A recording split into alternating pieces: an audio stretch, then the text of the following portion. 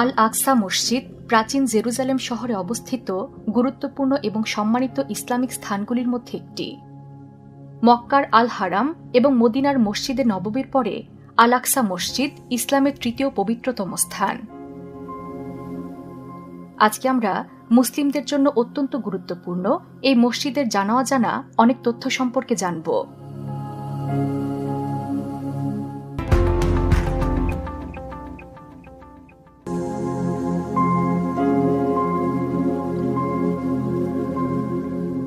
আল আকসা পৃথিবীতে নির্মিত দ্বিতীয় মসজিদ।